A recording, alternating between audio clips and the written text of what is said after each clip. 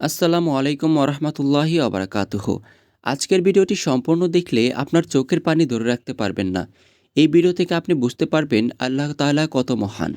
সকালে ঘুম থেকে উঠেই সাবিহার মনে পড়ে আজকের ক্লাসের অ্যাসাইনমেন্টটা করা হয়নি। উফ, মনটাই খারাপ হয়ে গেল। কার ভালো লাগে রোজার মাসে এত ক্লাস অ্যাসাইনমেন্ট? স্কুলের মতো ভার্সিটিও যদি পুরো রোজা বন্ধ থাকতো কতই না ভালো হতো। সারা রাত কোরআন তেলাওয়াত করে এখন তার চোখ ঘুমে ক্লান্ত। ভাগ্যিস রুমমেটরা সবাই বাড়ি চলে গেছে, তাই তো রাত জেগে কোরআন তেলাওয়াত করতে পেরেছে। এইসব ভাবতে ভাবতেই সাবিহা ফ্রেশ হয়ে অ্যাসাইনমেন্ট করতে বসলো। 1 ঘন্টার মধ্যে অ্যাসাইনমেন্ট শেষ করে রেডি হয়ে ক্লাসের জন্য বের হলো।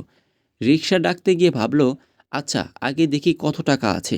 মাসের শেষের সময়টা এমনিতে হাত খরচের টাকা কম থাকে। ব্যাগ খুলে দেখলো এখন যে টাকা আছে তা দিয়ে রিক্সা নিয়ে গেলে হেঁটে ফেরত আসতে হবে। আসরের পর হেঁটে ফিরতে ভালো লাগে না, তার চেয়ে এখনই হেঁটে যাওয়া ভালো। ক্লাস শেষে স্যার এক বস্তা শিট দিয়ে দিল ফটোকপি করতে। মেজাজটাই খারাপ হয়ে গেল সাবিহার। কি দরকার ছিল এগুলো শিট দেওয়ার? শিটই যখন দিবে বই কেন কেনালো শুধু শুধু? এখন শিট ফটোকপি করলে হোস্টেলে আবার হেঁটে ফিরতে হবে, আর ইফতার কেনার টাকাও তো থাকবে না। তাও শিট তো ফটোকপি করতেই হবে, আর তো কোনো উপায়ও নেই। সারাদিন শুধু এটাই ভাবলো, হেঁটে না হয় যাওয়াই যাবে, কিন্তু ইফতার করবে কি দিয়ে? সব ক্লাস শেষ করে সে হোস্টেলে ফিরল, ফ্রেশ হতে যাবে। এমন সময় তনুশ্রী এসে বলল, আফু, আজকে জিলাপি কিনছিলাম, তুমি পছন্দ করো তো, তাই তোমার জন্য 2টা রেখে দিছি, ইফতারে খেয়ে নিও। ব্যাস। এতেই সাবিহা খুশি হয়ে মনে মনে আলহামদুলিল্লাহ বলে ফ্রেশ হতে ওয়াশরুমে গেল। বের হতে হলো হোস্টেলের খালার চিৎকারে। সে রেগে মেগে আগুন হয়ে বলছে, কিতা হইছে হগলের? ইফতারের টাইম আই গেল, অহনো কত মাইয়া ইফতার নেয় নাই। মানে কি? কি আজব!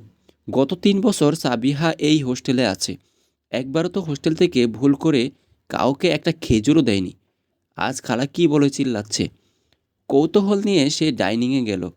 সত্যি তো সবাইকে ইফতার দেয়া হচ্ছে। এই সুযোগে হিন্দু মেয়েরাও প্লেট ভরে ইফতার নিয়ে যাচ্ছে। সাবিহাও ইফতার নিতে নিতে খালার কাছ থেকে জেনে নিল আজ নাকি হোস্টেলের মালিকের বাবার মৃত্যুবার্ষিকী, তাই উনি আজ সবাইকে ইফতার দিচ্ছেন। আজানের আর মাত্র 5 থেকে 7 মিনিট বাকি। ইফতার সামনে নিয়ে সাবিহা অপেক্ষা করছে। সারাদিন সে ভেবেছে আজ শুধু পানি দিয়ে ইফতার করতে হবে বুঝি, অথচ তার সামনে এখন কত কি! 4 পিস জিলাপি, 1 পিস কলা, 2 পিস আম, 2 পিস কাঁঠাল, ছোলা, 2টা পেঁয়াজু, 2টা বেগুনি, একটা পাকোড়া, 1 গ্লাস লেবুর শরবত। আর এভাবে বসে থাকতে পারল না সাবিহা। সাবিহার চোখে পানি চলে এলো, আল্লাহর দরবারে 2 হাত তুলল, বলল, আমার রব, আমার মালিক, আমার কোনো সন্দেহ নেই, তুমি রহমান, তুমি কত মহান, তুমি আমাদের কত ভালোবাসো। আলহামদুলিল্লাহ আল্লাহ, তোমার কাছে আর শুধু এতটুকুই চাই, যেন তোমার গোলামি করে আমি মরতে পারি। আমিন। দূর থেকে মাগরিবের আজান শোনা যাচ্ছে। গল্পটা কাল্পনিক, তবুও একবার নিজের সাথে মিলে দেখেন তো। আপনার জীবনে কখনোই সত্যি এমন হয়নি যে কোনো কিছুর আশা আপনি প্রায় ছেড়ে দিয়েছিলেন, অথচ সেটা আপনাকে এতটা অবাক করে দিয়ে হয়েছে যা হয়তো আপনি কখনো ভাবেননি? একটু কৃতজ্ঞ হন, আল্লাহর কৃতজ্ঞতা প্রকাশ করুন।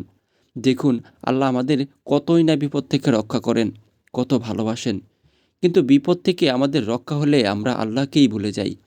আল্লাহ আমাদের সবাইকে সঠিক বোঝার তৌফিক দান করুক। সবাই কমেন্ট বক্সে আমিন লিখতে ভুলবেন না। আমিন। সবাই ভালো থাকবেন, সুস্থ থাকবেন। আল্লাহ হাফেজ। আসসালামু আলাইকুম ওরহমতুল্লাহি ওবারাকাতুহু।